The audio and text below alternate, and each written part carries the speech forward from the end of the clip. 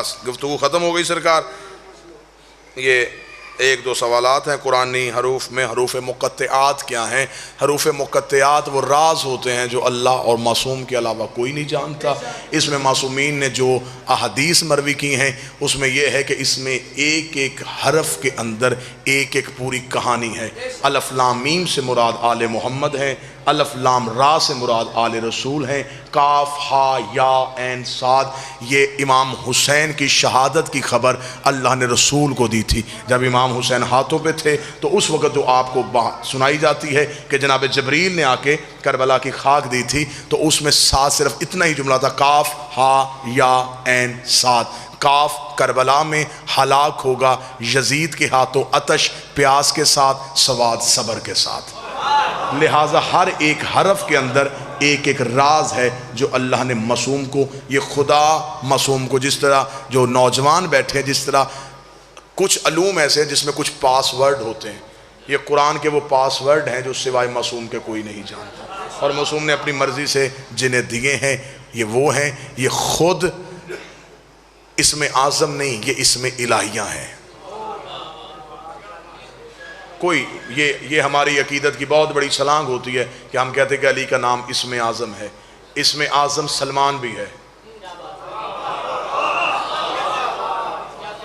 اس میں دلائل کہ میں انبار لگا سکتا ہوں. 8ویں بادشاہ کے دربار میں آیا تھا، مامون نے سپاہی بھیجا تھا کہ میں جا رہا ہوں سمندر کے سفر کے لیے تو مجھے کوئی نہ کوئی دیوار لکھوا کے دیں. تو دروازے پہ 8ویں امام کا ماشکی کھڑا تھا معروف کرخی. تو اس نے مامون کے سپاہی نے آ کے کہا کہ مجھے مامون نے بھیجا. تو اس نے کہا کہ امام رضا سے کہے کوئی دعا لکھ کے دیں، اگر میں سفر میں جاؤں کوئی رستے میں مصیبت آئے تو میں دعا پڑھوں. معروف کرخی نے ایک کاغذ پہ دعا لکھی، اس کے ہاتھ میں دے دی. اس نے جا کے مامون کو دے دی، مامون نے سامان میں رکھ لی. جب سمندر میں گیا، سمندر میں بالکل وسط میں کشتی پہنچی تھی، وہ جہاز پہنچا تھا، ارد گرد سے طوفان آ گیا. جب کشتی نے ہچکولے لینے شروع کیے، اس نے جلدی سے جیب سے وہ دعا نکالی، دعا نکال کے پڑھنی شروع لکھی. اس میں لکھا تھا اللہم نجا ھذا السفینہ بحق معروف کرخی، میرے اللہ میری کشتی کو بچا، تجھے معروف کرخی کا واسطہ، میری کشتی کو بچا دے، تجھے معروف کرخی کا واسطہ.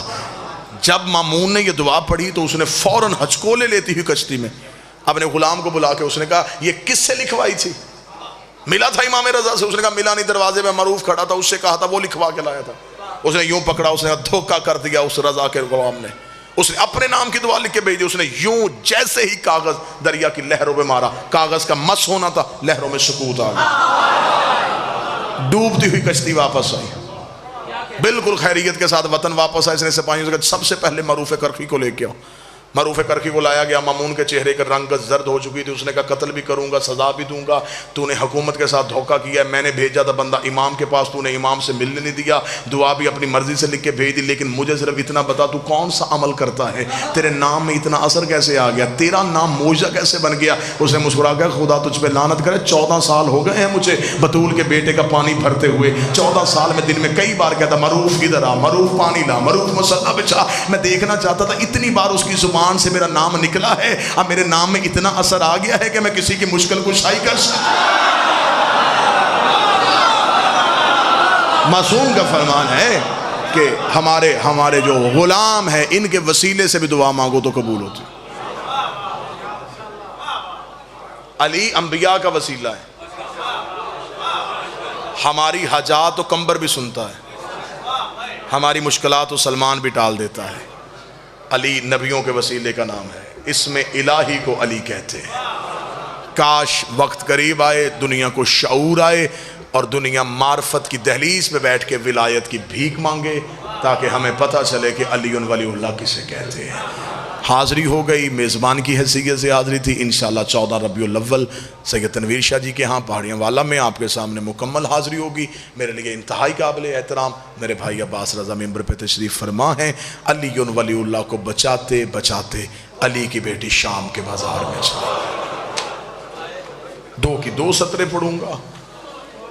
صدا تو غیر صدا سے معافی مانگ کے قیمت بڑی دینی پڑی ہے. لا الہ الا اللہ بچ گیا، علی ولی اللہ کا سارا گھر اجڑ گیا.